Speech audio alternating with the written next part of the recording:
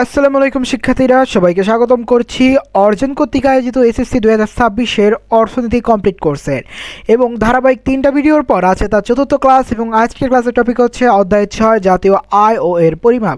আজকের অধ্যায়ে আসলে প্রত্যেকটা জিনিস গুরুত্বপূর্ণ ধরে ধরে পড়িয়ে দেবো এবং পাশাপাশি এই অধ্যায়ে যত খুঁটিনাটি সমস্যা আছে এইগুলো সলভ করে দেওয়ার চেষ্টা করবো। তো তুমি যদি আমার চ্যানেলে নতুন হয়ে থাকো, আমি আব্দুর রহমান মুস্তাকিম, বর্তমানে পড়াশোনা করছি খুলনা বিশ্ববিদ্যালয় এবং আমি আমার চ্যানেলে এসএসসি 2026-এর যত গুরুত্বপূর্ণ ক্লাসগুলো আছে এগুলো একটু আপলোড করে তোমাদের পড়াশোনা যাতে একটু হেল্প হয় এই চেষ্টাটা করে থাকি।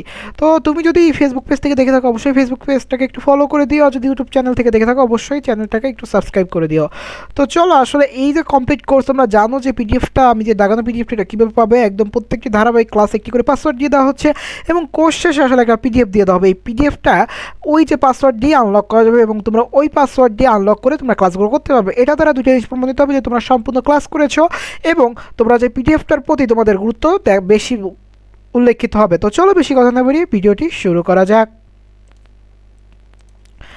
তো ভিডিও শুরুতে আসলে অধ্যায়ের নামটা আমরা দেখতে পাচ্ছি, ষষ্ঠ অধ্যায় জাতীয় আয়ের পরিমাপ। আচ্ছা, জাতীয় আয় ও পরিমাপটা কি? আমাদের যে বাবা যে আয় করে ওইটা কি জাতীয় আয়? হ্যাঁ, তোমার যে বাবা আয় করে এটাও জাতীয় আয়, তোমার বাবা যেটা আয় করে, আমার বাবা যেটা আয় করে, এছাড়া সবার বাবা মা বা যাদের যে আর্নিং মেম্বার আছে তারা যেটাই আয় করে এটা কিন্তু সম্মিলিতভাবে জাতীয় আয় হয়। এখন জাতীয় আয় কীভাবে কী গণিত হয় সেটা একটু আজকে ক্লাসে দেখি। প্রথমত বলা হয়েছে একটি দেশের জাতীয় ধারণা থেকে সে দেশের অর্থনৈতিক অবস্থা বোঝা যায়। এই লাইনটাই, প্রথম লাইনটাই যে কত গুরুত্বপূর্ণ এটা বোঝা দিচ্ছি যে কোনো একটা দেশের অর্থনীতি কেমন বা কী হবে তা তার জাতীয় আয় থেকে বোঝা যাচ্ছে। দেশটি কি উন্নত বা উন্নয়নশীল বা অনুন্নত এই সম্পর্কে ধারণা রয়েছে। অর্থাৎ তোমরা যারা জেনো যে আমেরিকা বা কানাডা, অস্ট্রেলিয়া এই দেশগুলোকে তোমরা কি উন্নয়নশীল দেশ হিসেবে কল্পনা করো? কীভাবে করো? আসলে এটা জিডিপি দেখো, এদের আয় যে জিডিপি বা এদের অর্থনীতি দেখো। আবার যারা নিম্ন আয়ের দেশ আছে তুমি তাদের কি দেখো যে আসলে তাদের অর্থনীতি খুবই ভঙ্গুর। এই অধ্যায়ে আসলে বাংলাদেশের যে জাতীয় আয় গণনার পদ্ধতি এবং কৌশল সম্পর্কে আলোচনা করব। অর্থাৎ এই জাতীয় আয়গুলো কীভাবে গণনা করে এবং কীভাবে কী করা হয় সত্যিকার জিনিসই আলোচনা করব। তো জাতীয় আয়ের ধারণার সময় বা কনসেপ্ট অফ ন্যাশনাল ইনকাম, জাতীয় আয়কে ইংলিশে বলা হচ্ছে ন্যাশনাল ইনকাম বা এনআই। এই এনআই বহুতবার আসবে এবং এটা একটু মনে রাখতে হবে। মোট দেশের উৎপাদন বা গ্রোস ডোমেস্টিক প্রোডাক্ট, সংক্ষেপে আমরা যেটাকে জিডিপি বললেই চিনি। তো একটি নির্দিষ্ট সময়, সাধারণত এক বছর, একটি দেশের ভৌগোলিক সীমানার মধ্যে মোট যে পরিমাণ চূড়ান্ত দ্রব্য ও সেবা উৎপাদিত হয় বা তার বাজার দামের সমষ্টিকে বলা হয়ে থাকে কি আমাদের জিডিপি বা মোট দেশের উৎপাদন। এখানে হচ্ছে কি, ধরো বাংলাদেশের ভূখণ্ড, এই ধরো বাংলাদেশের ভূখণ্ডটা আমরা অঙ্কন করলাম। এই বাংলাদেশের ভূখণ্ডটা, এইটার ভিতর বাংলাদেশি বা বিদেশি যারাই থাকুক এই ভূখণ্ডের ভিতর যেটা আয় হবে সেটা হচ্ছে জিডিপি। অর্থাৎ এই ভূখণ্ডের ভিতর, বাংলাদেশের ভূখণ্ডের ভিতর যত আয় হবে সকল কিছুই বাংলাদেশের জিডিপি। মনে করি বাংলাদেশের অভ্যন্তরে 3টি উৎপাদিত দ্রব্য আছে, 100 কুইন্টাল ধান, 1000 জামা এবং 1000টি কলম। জিডিপি হচ্ছে 100 কুইন্টাল ধানের বাজার প্লাস 1000 জামা প্রতি দাম বা প্লাস, এখানে একটা প্লাস হবে, প্লাস হচ্ছে 1000 কলম বা প্রতি বাজার। এইভাবে আসলে মোটর যে দেশের উৎপাদন এটা বের হয়ে থাকে। তাহলে আবার যদি দেখি কোনো দেশে উৎপাদিত সকল পরিমাণকে নিজ নিজ দাম প্রতি একরের দ্বারা গুণ করলে যে তার যে সমষ্টি বের হয় তাই হচ্ছে জিডিপি। অর্থাৎ কোনো দেশের যে এককগুলো বের হচ্ছে এগুলো বিভিন্নভাবে পরিমাপ করলে যেটা পাওয়া যায় সেটাই জিডিপি। তবে ধান থেকে যদি চূড়ান্ত দ্রব্য হিসেবে চাল তৈরি করা হয় তাহলে জিডিপি কিন্তু ধান না, তখন হচ্ছে চালের যে দাম সেটাই জিডিপি হিসেবে গণ্য হবে। এবার গ্রস ন্যাশনাল ইনকাম বা জিএনআইটা যদি আমরা একটু দেখি, মোট কোনো নির্দিষ্ট সময়, সাধারণত এক আর্থিক বছরে কোনো দেশের নাগরিকগণ, এই কথাটা মনে রাখবে, একটা ছিল নাগরিকটা কি এখানে ভূখণ্ড বা ভৌগোলিক সীমানা, বা এটা যদি আমরা আরেকটু অন্য একটা কালি দিয়ে তোমাদের দেখিয়ে দিই, লাল কালিটা দিয়ে দেখে, এটা হচ্ছে ভৌগোলিক সীমানা আর ওইটা হচ্ছে কি নাগরিক। এই জিনিসটা পেঁচিয়ে না ফেলো। তো কর্তৃক যে পরিমাণ চূড়ান্ত দ্রব্য বা সেবা উৎপাদিত হয় তাকে হচ্ছে কি জিএনআই বলা হয়। অর্থাৎ একে আবার মোট জাতীয় উৎপাদন বা জিএনপি বলা হচ্ছে। তাহলে জিএনআই এবং জিএনপি দুটাই সমান, একটা হচ্ছে গ্রোস ন্যাশনাল প্রোডাক্ট, একটা হচ্ছে গ্রোস ন্যাশনাল ইনকাম। এখন জিডিপি যেটা বলেছিলাম আসলে একটা দেশের ভূখণ্ড, অর্থাৎ বাংলাদেশের যে ভূখণ্ড এটার ভিতর যত আয় ব্যয় আছে সেটাই হচ্ছে, সেটা যে দেশেরই হোক সেটাই বাংলাদেশের জিডিপি। এবার হচ্ছে বাংলাদেশের জিএনপি হচ্ছে, ধরো বাংলাদেশের ভূখণ্ডের ভিতর যে বাংলাদেশি আছে তারা তো আছে, পাশাপাশি বাংলাদেশের বাইরে বিভিন্ন দেশে বিভিন্ন বাংলাদেশি প্রবাসীরা আছে বা বিভিন্ন বাংলাদেশিরা বসবাস করে। এদের যে ইনকামটা, অর্থাৎ এই ইনকামটা দেশের জিএনআই হিসেবে উল্লেখিত হবে। কিন্তু কেউ যদি ওই দেশের সিটিজেন না হয়, অর্থাৎ ধরো বাঙালি হয়, এখন কেউ আমেরিকা থাকে এবং সে আমেরিকার সিটিজেন, তাহলে তো সে তার জিএনপি বা জিএনআই কিন্তু বাংলাদেশের ভিতর ক্যালকুলেশন হবে না। অর্থাৎ তার যে আয় বা অর্থ এটা কিন্তু দেশে আসতে হবে এবং থেকে অবশ্যই বাংলাদেশের নাগরিক হতে হবে। তাহলে তার যেটা হবে সেটা হচ্ছে জিএনআই। মোট দেশের উৎপাদনের সাথে নিট উৎপাদন আয় যোগ করে মোট জাতীয় উৎপাদন পাওয়া যায়, অর্থাৎ মোট দেশের যে উৎপাদন বা জিডিপির সাথে নিট উৎপাদন এটা আয় যোগ করে দিলে আমাদের জাতীয় আয় পাওয়া যায়। নিট উৎপাদন আয় বলতে বোঝায় একটি দেশের নাগরিকগণ বৈদেশিক বিনিয়োগ এবং শ্রম থেকে আয় করে এবং বিদেশি নাগরিকগণ অর্থাৎ কি আমাদের দেশের নাগরিকরা যেটা বাইরের দেশে ইনকাম করতেছে, আবার আমাদের দেশে বসে বাইরের দেশের নাগরিক যেটা ইনকাম করতেছে, তো ওইটা থেকে এটা বিয়োগ দিলে যেটা থাকে এবং জিডিপি এটাতে এটা করলে আসলে আমাদের জিএনআই বা জিএনপি পাওয়া যায়। এই পরিমাণটি ঋণাত্মক হলে মোট দেশের উৎপাদন আয়ের চেয়ে কম হবে এবং যদি ধনাত্মক তাহলে মোট জাতীয় আয় দেশের উৎপাদন বেশি হবে। অর্থাৎ যদি ঋণাত্মক হয় তাহলে জিডিপি বেশি, আর যদি ধনাত্মক হয় তাহলে জিডিপি কম। ভুল বললাম, যদি আমাদের এখানে ঋণাত্মক হয় তাহলে জিএনআই জিএডিপি থেকে কম, আর যদি ধনাত্মক হয় তাহলে কী হবে, মোট জাতীয় আয় বা মোট দেশের আয়ের থেকে আমাদের যে জিএনআই এটা বেশি হবে। এখন নিট বা নিট ন্যাশনাল ইনকাম বা নিট জাতীয় ইনকাম এনএনআই বা এনএনপি এটা কী করে বের করে আমরা যদি একটু দেখি যে কোনো দেশের জাতীয় আয় থেকে মূলধন ব্যবহারজনিত অবচয় বলতে হচ্ছে ক্যাপিটাল কনজাম্পশন অ্যালাউন্স বা ডিপ্রিসিয়েশন বলা হয়, সরি ডিপ্রিকেশন বলছি, ডিপ্রিসিয়েশন বলতে বোঝানো হচ্ছে কোনো জিনিসের অবচয়, অর্থাৎ একটা জিনিস কিনলে এই জিনিসটা কিন্তু খরচ আছে, কিছুদিন পর মেরামত করতে হয়। তুমি একটা সাইকেল কিনছো 6 মাস পর 1 বছর পর কিন্তু ছাড়তে হবে, এইটাও তো তোমার জিনিসের উৎপাদনের ভিতর যেতে হবে, নাহলে এইটা যদি তুমি এখন এইটা কি বাদ দিতে হবে, কারণ এটা তোমার খরচ। এখন এটাকে যদি তুমি আয়ের ভিতর দেখাও তাহলে তো তোমার হিসাব মিলবে না। তো এই জন্য এইটাকে বাদ দিলে যা থাকে তাই হচ্ছে নিট ন্যাশনাল ইনকাম, অর্থাৎ আমাদের যত অবচয় বা ক্যাপিটাল কনজাম্পশন অ্যালাউন্স বা ডিপ্রিসিয়েশন এটা বাদ দিলে যেটাই থাকতেছে সেটা হচ্ছে নিট জাতীয় আয় বলে। মূলধন ব্যবহারজনিত অবচয় ব্যয় বলতে উৎপাদন ব্যবস্থার মূলধনের ব্যবহারজনিত যে ক্ষয় হয় বা রক্ষণাবেক্ষণের জন্য যেটা বোঝায় সেটাই বোঝানো হচ্ছে।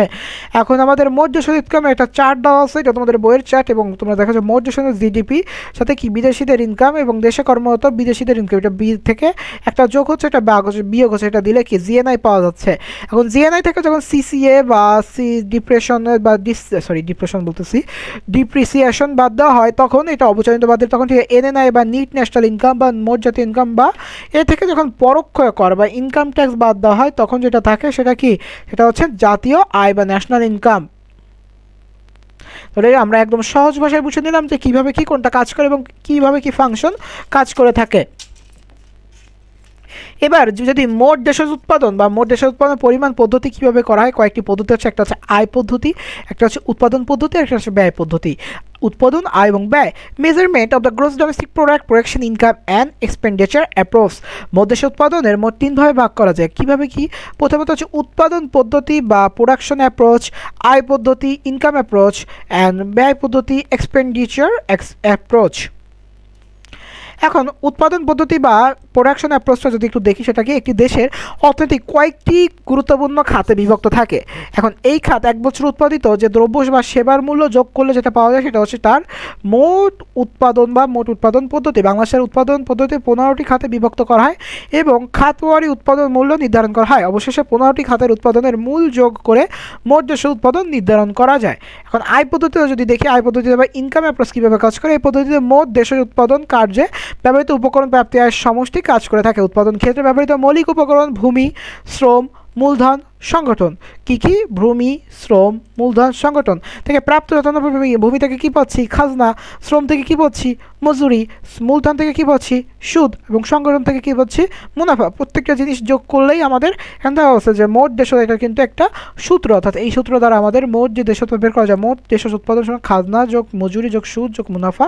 এখানে এই যে চিহ্নটা এটাকে বলা হয় সামেশন সমান হচ্ছে সমষ্টি বোঝানো হচ্ছে। আর ব্যয় পদ্ধতিটা যদি একটু দেখি, ব্যয় পদ্ধতি কীভাবে কাজ করে, এই পদ্ধতিতে মোট দেশের উৎপাদন বা কোনো নির্দিষ্ট, অর্থাৎ মোট দেশের উৎপাদন বা কোনো নির্দিষ্ট যে জিনিসপত্র আছে এগুলো ব্যয়ের মাধ্যমে আসলে এই যোগফল করে এটা বের করা হয়। সাধারণত বলতে বোঝে ব্যক্তি খাতের ভোগ, বিনিয়োগ ব্যয় এবং সরকারি, যেমন হচ্ছে কী কী আছে, ওয়াই ইজ ইকুয়াল টু ভোগ, বিনিয়োগ, সরকারি ব্যয়, নিত্য রপ্তানি বা আমদানি রপ্তানি বিয়োগ হচ্ছে আমদানি, এটা দিলেই যেটা বের হচ্ছে সেটা হচ্ছে আমাদের মোট দেশের উৎপাদন বা নিত্য রপ্তানিতে বের হয়ে যাচ্ছে। তো মোট দেশের উৎপাদনের ক্ষেত্রে যে সূত্রটা ব্যবহার হচ্ছে Y is equal to C plus I plus G into X minus M. C সমান হচ্ছে কনজামশন বা ভোগ, আই সমান হচ্ছে ইনভেস্ট বা বিনিয়োগ, জি সমান হচ্ছে কি সরকারি বা গভর্নমেন্ট এক্সপেন্ডিচার, আর এক্স মাইনাস এম মানে হচ্ছে রপ্তানি বিয়োগ আমদানি, এটা দিলে কি থাকছে? নিট রপ্তানি। এইটা থেকে যেটা করা যাচ্ছে এইটা থেকে বের করা যাচ্ছে আমাদের ব্যয় পদ্ধতিতে মোট দেশজ উৎপাদন। উপরে 3টি পদ্ধতি পরিমাপকৃত মোট দেশ উৎপাদন মোটামুটি কাছাকাছি হলে পরিমাপ সঠিক হয়েছে ধরা হয়। গণনা বা হিসাবের ত্রুটি বিচ্যুতির কারণে খানিকটা পার্থক্য হতে পারে, তাই প্রকৃত অর্থের ফলাফল একই বহন করে, অর্থাৎ কিছুটা একটা তারতম্য দেখা যায় কিন্তু কি বেশিরভাগ ক্ষেত্রে একই ফলাফল পাওয়া যায়। আচ্ছা, এবার দেখি মাথাপিছু মোট দেশের উৎপাদন পার ক্যাপিটা গ্রোস ডোমেস্টিক প্রোডাক্ট বা আমাদের কীভাবে আমাদের মাথাপিছু জিডিপিটা বের করে, যে আসলে কোনো দেশের বলা হয় থাকে বাংলাদেশের জিডিপি হচ্ছে 1117 বা 1107 মার্কিন ডলার। তো এটা কীভাবে বের করা হয়? মাথাপিছু মোট দেশের উৎপাদন জিডিপির জন্য জনপ্রতি বার্ষিক জিডিপিকে বোঝায় কোনো নির্দিষ্ট আর্থিক বছরে দেশের মোট দেশের উৎপাদনকে উক্ত বছরের মোট জনসংখ্যা অর্থাৎ কোন জনসংখ্যা যারা ইনকাম করতে পারে তাদের দ্বারা ভাগ করলে যেটা পাওয়া যাচ্ছে সেটা হচ্ছে কি আমাদের মাথাপিছু আয় বা মাথাপিছু জিডিপি। যেমন সূত্রাকারে দেখি মাথাপিছু জিডিপি সমান কি মোট নির্দিষ্ট বছরের মোট দেশের উৎপাদন জিডিপি ভাগ হচ্ছে কি ওই বছরের মধ্য সময়ে মোট জনসংখ্যা। মাথাপিছু জিডিপি হলো একটি দেশের অর্থনৈতিক উন্নয়ন ও জীবনযাত্রার মানে অন্যতম সূচক, অর্থাৎ এই সূচকটা দ্বারাই দেখা যাচ্ছে যে আসলে দেশের উন্নতি কীভাবে হচ্ছে বা দেশের জনগণের জীবনমান কেমন। বিশ্ব ব্যাংকের ধ্যান ধারণা অনুসারে এই সূচক থেকে উন্নত বন্ধন্ত উন্নয়নশীল বা নির্ণয় করা যায়। অর্থাৎ কোনো দেশের যদি দেখা হয় যে আসলে কোন দেশের কী বাড়তি বা কোন দেশের কোনটা কম বা আয় কেমন ব্যয় কেমন, তখন থেকে বোঝা যায় যে আসলে এই দেশের ইনকামটা কেমন হবে বা কীভাবে কি চলতে থাকবে। যদি মাথাপিছু জিডিপি কি নির্দিষ্ট স্তরের বেশি হয় তবে বুঝতে হবে দেশটির উন্নত, যদি মাথাপিছু জিডিপি কম হয় বুঝতে হবে দেশটি অন্যতম উন্নয়নশীল। তবে বর্তমানে এভাবে না উচ্চ আয়ের দেশ বা মধ্যম নিম্ন আয়ের দেশে দেখার রীতি চালু হয়েছে। বর্তমানে বাংলাদেশের জনগণের মাথাপিছু আয় এখন দেখা যাচ্ছে 2064 মার্কিন ডলার। এবার জিডিপি নির্ধারক বা determiners of gross domestic product বা ডিজিপি যেটাকেই বলা হয় মোট দেশের উৎপাদনে কতভাবে নির্ভর হবে বা কীভাবে করে তা ভূমি ও প্রাকৃতিক সম্পদ এবং শ্রম, মূলধন, প্রযুক্তি এসব ব্যবহারের পরিণাম উৎপাদনশীলতার উপর। জন্য এদেরকে বলা হয় মোট দেশ নির্ধারক। এখন কী কী নির্ধারক আছে? প্রথমটা আছে ল্যান্ড বা ভূমি, দ্বিতীয়টা আছে কি শ্রম বা লেবার, 3 নম্বর আছে কি মূলধন বা ক্যাপিটাল এবং 4 নম্বর আছে কি প্রযুক্তি বা টেকনোলজি।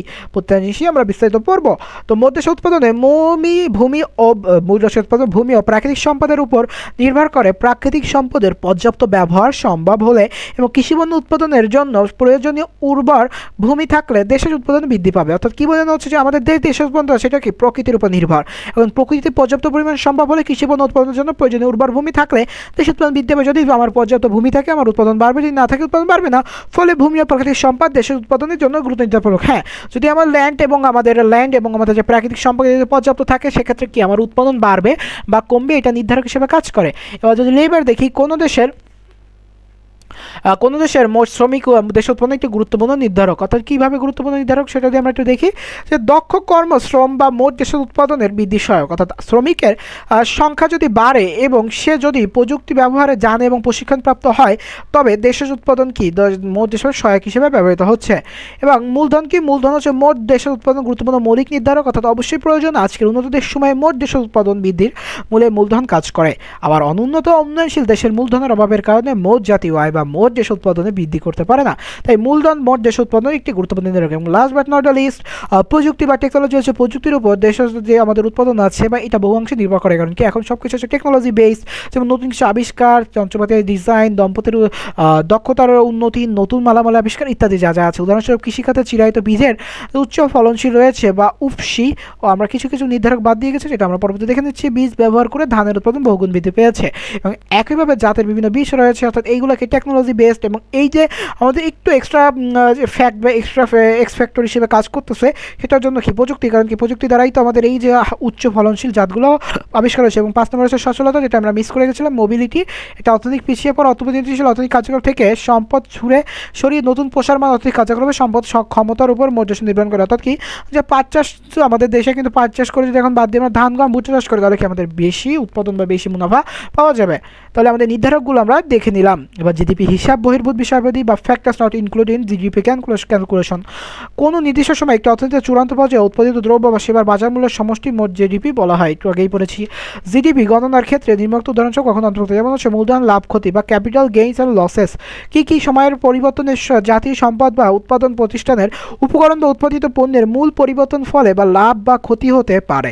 এই লাভ বা ক্ষতি জিডিপি গণনার ক্ষেত্রে বিবেচনা করা হয় না। কারণ কি সময়ের ব্যবধানে সম্পদের মূল্য পরিবর্তনজনিত লাভ ক্ষতি জিডিপি গণনার ক্ষেত্রে প্রভাব বিস্তার করে না। তাছাড়া এই লাভ ক্ষতি শুধু কাগজে কলমে ব্যবসায় প্রতিষ্ঠানের ক্ষেত্রে লিপিবদ্ধ করা হয়।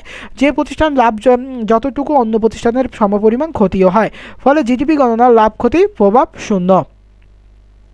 মাধ্যমিক সেবা দ্রব্য সেবাটা দেখি, জাতীয় আয় গণনা শুধু চূড়ান্ত পর্যায়ে দ্রব্য সেবা বিবৃত হয়। কারণ কি চূড়ান্ত পর্যায়ে দ্রব্যের ভেতরে মাধ্যমিক পর্যায়ে দ্রব্য সেবার মূল্য অন্তর্ভুক্ত। চূড়ান্ত দ্রব্যের পরে আবার মাধ্যমিক পর্যায়ে বা সেবা চূড়ান্ত পর্যায়ে এইভাবে কিন্তু ডাবল ক্যালকুলেশন হয়ে যাচ্ছে। অর্থাৎ কি আমরা যদি একটা ধরো একটা সুতা সুতা থেকে একটা সুতা থেকে তুলা থেকে সুতা থেকে কি কাপড় থেকে শার্ট, এই যে চূড়ান্ত দ্রব্যটা কি শার্ট। এখন আমি যদি প্রতিটা ক্ষেত্রে সুতা তুলা এটার দাম বিক্রি করতে কি আমার অর্থনৈতিক 4-5টা বার একটা জিনিসের দাম চলে আসছে, এইটা আমাদের বর্জন করতে হবে। আমাদের যেটা চূড়ান্ত বা দ্বৈত গণতা বাদ দিয়ে যেটা চূড়ান্ত দ্রব্য এটাকে আসলে গণনা করতে হবে, বা মধ্যমধ্যে পর্যায়ের দ্রব্য বা সেবাকে জিডিপি হিসেবে গণনা করে বিবেচনা করা হচ্ছে না। বিনামূল্যে ব্যবহার দ্রব্য বা সেবা, তো কিছু জিনিস আছে একদম ফ্রি, এগুলো তো আর আসলে অর্থনীতি হবে না। তো অর্থনীতি যেমন কি মা কর্তৃক সন্তান লালন পালন, এটা কি ফ্রি, বা শিক্ষক কর্তৃক ছাত্রদের পড়ানো, অনেক ক্ষেত্রে কিন্তু এগুলো এখন শিক্ষক যদি বিনামূল্যে পড়ায় সেটাও কিন্তু একটা আমাদের সেবা হিসেবে গণিত। আবার বন্ধুদের গান শোনানো। আচ্ছা, অতীতে উৎপাদিত পণ্য লেনদেনের বিবেচনায় no consideration for previous production and transaction, যে বছরে জিডিপি গণনা করা হবে সেই বছরেরটাই আসলে এটার ভিতর ঢুকবে। অতীতে যদি কোনো কিছু থাকে এটা কিন্তু এই বিষয়ে উৎপাদন তো হবে না, যেমন পুরাতন বাড়ি বা পুরাতন ফ্ল্যাট ক্রয়, এসব আসলে প্রতি আগের বছরই আসলে আমার হিসাব হয়ে গেছে যখন এটা তৈরি করা হয়েছিল, যে আসলে এটা কীভাবে এক বছরের স্টক অন্য বছরে বন্ড এইগুলো বিক্রি করলেও কিন্তু এটা আমাদের গণনা হবে না। সরকারি ঋণের সুদ, সরকারি ঋণের সুদটা কি সরকারি ঋণের যে সুদ হয় বিপরীতে যে সুদ দেওয়া হয় তা জিডিপির অন্তর্ভুক্ত নয়, কারণ যুদ্ধকালীন সরকার যে ঋণ করেছে জাতীয় উৎপাদন তা ভূমিকা রাখে না। ঋণের বিপরীত সুদ হস্তান্তর পাওনা হিসেবে ব্যবস্থা হয়, কারণ কি যখন যুদ্ধের সময় যে লোনটা দেওয়া হচ্ছে এটার উপরে তো জিডিপি আসবে না, কারণ এই আয়টা তো জিডিপির ভিতরে অনেক সময় মৌকুফও করে দেওয়া হয়। বেআইনি কাজ, ইলিগাল কাজ যেমন চুরি ঘুষ, এগুলো টাকা তো ট্যাক্স দেওয়া হয় না, তাহলে এগুলো কী করে কী হচ্ছে, এবং এই টাকার কোনো হিসাবও নাই, যার ফলে এই টাকাগুলোও কিন্তু আমাদের জিডিপির অন্তর্ভুক্ত হবে না। আচ্ছা, বাংলাদেশের মোট দেশ উৎপন্ন আয় পদ্ধতি কীভাবে এটা পরিমাপ করা হয়? বাংলাদেশের জিডিপি গণনার দায়িত্বে নিয়োজিত সরকারি প্রতিষ্ঠান বা বাংলাদেশ পরিসংখ্যান ব্যুরো, বাংলাদেশ পরিসংখ্যান ব্যুরো এই নামটা ভুললে চলবে না। পরিসংখ্যান ব্যুরো প্রতি বছর চলতি বছর বাজার মূল্য ও স্থির মূল্য সেবার মূল্য পরিমাপ করে জিডিপি গণনা করে, এবং এই প্রতিষ্ঠানটি বিভিন্ন উৎস থেকে তথ্য সংগ্রহ করে। আচ্ছা, বাংলাদেশ পরিসংখ্যান ব্যুরো উৎপাদিত পদ্ধতি ও ব্যয় পদ্ধতি দ্বারা জিডিপি গণনা করা। উৎপাদন পদ্ধতি মোট দেশের উৎপাদন জিডিপি পরিমাপের জন্য উৎপাদিত অর্থনীতিকে 15টি প্রধান এবং খাতে বিভক্ত করেছে। খাত সীমা চলতি বছর 460 বিলিয়ন মার্কিন ডলার করছে, এটা হচ্ছে 2022-এর সমীকরণ। প্রথমত হচ্ছে কৃষি খাতে বাংলাদেশের জিডিপি অন্তর্ভুক্ত হচ্ছে। এই খাত ধারাবাহিকভাবে হিসাব করা কঠিন। বাংলাদেশের জিডিপি ধারণা করা এই খাতে তিনটি উপখাত রয়েছে। শস্য ও শাকসবজি, এ খাতে দেশের উৎপাদনের পরিমাণ চলতি পাইকারি বাজার মূল্য পরিপ্রেক্ষিতে হিসাব করা হয়, এবং 2020-21 দেশের উৎপাদনের পরিমাণ ছিল হচ্ছে 1,99,631 কোটি টাকা। এবং প্রাণী সম্পদ যদি দেখি এ খাতের হিসাব ও চলতি বাজার মূল্যের পরিপ্রেক্ষিতে দেশের উৎপাদনের পরিমাণ হিসাব করা হয়। প্রাণী সম্পদ 2020-21 সত্যি বছরে দেশের উৎপাদনের পরিমাণ ছিল হচ্ছে 63,293 কোটি টাকা। এবং বনজ সম্পদ যদি দেখা হয় বন এ খাতের উপকরণের তথ্যভাবে মোট উৎপাদন হতে 3% মূল্য বাদ দিয়ে যা থাকে তা হচ্ছে মূল্য সংযুক্তি বা জিডিপিতে বের হয়, যেমন 2020 অর্থ বছর যেটা ছিল 55,916 কোটি টাকা। এবার 2 নম্বরে আছে মৎস্য উৎপাদন বা মৎস্য সম্পদ অভ্যন্তরীণ বা সামুদ্রিক উৎসকে মৎস্য সম্পদ বা মোট মৎস্য আহরণের পরিপ্রেক্ষিতে মোট দেশ উৎপন্ন ভাগ, এবং 2020-21 অর্থ বছর এটার পরিমাণ ছিল 91,822 কোটি টাকা। এইগুলো আসো না, কিন্তু ধারণা নিয়ে রাখা প্রয়োজন। তৃতীয় হচ্ছে খনিজ খাত কোন খাতের কোনটা গুরুত্বপূর্ণ, এবং এই সমীকরণ যদি তোমরা দাও তোমাদের জন্য কিন্তু একটা আলাদা মার্ক আনতে পারে। শিল্প খাতের মধ্যে খনিজ সম্পদ বা খননকে আলাদা খাত হিসেবে দেখা হয়, এবং এটা গ্যাস বা অপরিশোধিত তেল, অর্থাৎ আমাদের হচ্ছে প্রাকৃতিক গ্যাস এবং তেল ব্যবহার করা থেকে এইগুলো অন্যান্য খনিজ সম্পদ ও খননের বিষয়ে যে হিসাব রয়েছে এগুলো হিসাব করা হয়, এবং এ খাতে দেশের উৎপাদনের দিক থেকে গণনা করা হয়। এ খাতে 2020-11 সালে দেশের উৎপাদনের পরিমাণ ছিল হচ্ছে 59,102 কোটি টাকা। শিল্প ম্যানুফ্যাকচারিং, বাংলাদেশ মোট দেশের উৎপাদনের গণনার ক্ষেত্রে সকল শিল্পের উৎপাদিত পণ্যের বর্তমান বাজার মূল্য হিসাব করা হয়, মোট দেশের উৎপাদন বের করা হয়। এ খাতে 2020-21 অর্থ বছরে বা বৃহৎ মাঝারি এবং শিল্পের যে 3টি ধাপ হচ্ছে বৃহৎ মাঝারি এবং ক্ষুদ্র, এটা উৎপাদন ছিল হচ্ছে 7,49,658 কোটি টাকা, খুবই একটা বড় সেক্টর। বিদ্যুৎ, গ্যাস ও পানি সম্পদ যদি দেখা হয় এ খাতে সেবা সরবরাহ মূল্যের পরিপ্রেক্ষিতে মোট দেশের উৎপাদন মূল্য হিসাব করা হয়। বাংলাদেশের জন্য এই খাত খুবই গুরুত্বপূর্ণ। সরকারের পাশাপাশি বেসরকারি খাত ছেড়ে দেওয়া হয়েছে, এবং 2020 অথবা মধ্যে উৎপাদন পরিমাণ ছিল 47,870 কোটি টাকা। নির্মাতা যদি দেখি আছে নির্মাণ থেকে যে মোট দেশ উৎপাদন পরিমাণ হিসাব করা হচ্ছে ব্যক্তি বা নির্মাণ প্রতিষ্ঠান, ভোক্তা, সরকারের প্রাপ্ত তথ্য থেকে, এবং বাস্তবে এ খাত যে পরিমাণ আয় হিসাব করে বা হওয়ার কথা ছিল তার তুলনায় কম, কারণ কি চলতি বাজার মূল্য সরকার প্রদত্ত বেঁধে দেওয়া মূল্য থেকে বেশি, এবং অথচ সরকারি বেঁধে দেওয়া মূল্য পরিপ্রেক্ষিতে মোট দেশ উৎপাদনের পরিমাণ হিসাব করা হয়। 2020-21 সালে দেশ উৎপাদনের পরিমাণ ছিল 3,19,490 কোটি টাকা। পাইকারি ও খুচরা বিপণন দেখি হিসাবে বাংলাদেশ পণ্যের পাইকারি মূল্য হিসাবে মোট দেশ উৎপাদন ছিল হচ্ছে 2020-21 অর্থ বছরে 4,97,652 কোটি টাকা। হোটেল ও রেস্তোরাঁ খাত যদি দেখে থাকি এটা একটা খুবই সেবা খাত, এবং এটা 2020-21 অর্থ বছরে ছিল হচ্ছে 39,857 কোটি টাকা। পরিবহন, সংরক্ষণ ও যোগাযোগ যে খাতটি আছে এটা একটা আয় গণনার একটি বড় খাত, এই খাতটির বড় অংশ হচ্ছে বেসরকারি খাতে ন্যস্ত, এবং 2020 অর্থ বছরে পরিবহন, সংরক্ষণ ও যোগাযোগ খাতে মোট আয় হচ্ছে 2,94,663 263 কোটি টাকা। Sorry for delay. আর্থিক প্রতিষ্ঠান বা সেবা খাতে যেটা আছে এটা যদি দেখি এ খাতের হিসাব করা হয় এবং এ থেকে মূল ভিত্তিতে হচ্ছে যেটা হয় 2020 অর্থ বছর মোটা আছে 1,15,271 কোটি টাকা। রিয়েল এস্টেট ভাড়া অন্যান্য ব্যবসাতে রিয়েল এস্টেট জমি জমা যে সংক্রান্ত এই ভিত্তিতে 2020 অর্থ বছর এই সেক্টর থেকে আয় হয় হচ্ছে 3,13,029 কোটি টাকা। লোক প্রশাসন ও প্রতিরক্ষা থেকে যদি দেখায় মোট দেশের আয়ের যেটা মূলত ব্যয়ের দিক থেকে এটা 2020 দেশের উৎপাদন পরিমাণ ছিল হচ্ছে 1,16,996 কোটি টাকা। শিক্ষা খাতে বাংলাদেশের শিক্ষা খাতের মধ্যে শুধু হিসাব করা হয় ব্যয়ের দিক থেকে এবং হয়তো বললাম যে আয়ের দিক এবং ব্যয়ের দিক এবং আমাদেরকে উৎপাদন তিনটি ভাগে হয় এবং এটা ছিল হচ্ছে পরিমাপ ছিল 95,642 কোটি টাকা। স্বাস্থ্য সামাজিক সেবা পদ্ধতিতে এবং এই খাতে উৎপাদন করা হচ্ছে 1,18,500 কোটি টাকা। এখানে একটা কমার জন্য মিস্টেকটা হয়ে যাচ্ছে। কমিউনিটি বা সামাজিক ব্যক্তিগত সেবা এই জন্য আমাদের মোট উৎপাদন 2020 গত বছর ছিল হচ্ছে 1,80,660 টাকা এবং এই যে শুধু বাংলাদেশের অর্থনৈতিক সংখ্যা 2022 থেকে আসলে নেওয়া হয়েছে এবং এই ছিল আসলে আমাদের ষষ্ঠ অধ্যায় এবং আমাদের ষষ্ঠ অধ্যায় যে ওভারঅল যেটা পড়িয়েলাম বা তোমাদের যা পড়ালাম বা যা দেখালাম এটা হচ্ছে মূল কনসেপ্ট এবং প্রত্যেকটা কনসেপ্ট কিন্তু তোমাদের এখানে গুরুত্বপূর্ণ এবং তোমাদের এখানে দেখানো হচ্ছে যে কী কী বাদ আছে বা কী কী না এবং প্রত্যেকটা লাইন দেখো গুরুত্বপূর্ণভাবে আমি দাগিয়ে পড়েছি এবং অধ্যায়টি যে জাতীয় আয় এবং এর পরিমাপ কীভাবে কি আয় উৎপাদন ব্যয় এবং উৎপাদন তিনটি সেক্টর গুরুত্বপূর্ণ বলা আছে। তো এই ছিল আজকের ভিডিও। দেখা হচ্ছে অন্য কোনো ভিডিওতে এবং ভিডিওর কোথাও না কোথাও আসলে পাসওয়ার্ডটা শো করে দেওয়া হয়েছে, তোমরা একটু ভালো করে দেখলে দেখতে পারবা। তো দেখা হচ্ছে অন্য কোনো ভিডিওতে। সে সুস্থ থাকো, সুন্দর থাকো, পড়াশোনার সাথে থাকো এবং চ্যানেলটা যদি একটু তোমার কাছে নতুন থাকে অবশ্যই একটু সাবস্ক্রাইব করে দিও। ফেসবুক পেজ থেকে দেখে ফেসবুক পেজটাকে ফলো করে দিও। তো দেখা হচ্ছে অন্য কোনো ফ্রি ক্লাসে। সেই অবধি সুস্থ থাকো, সুন্দর থাকো। আসসালামু আলাইকুম।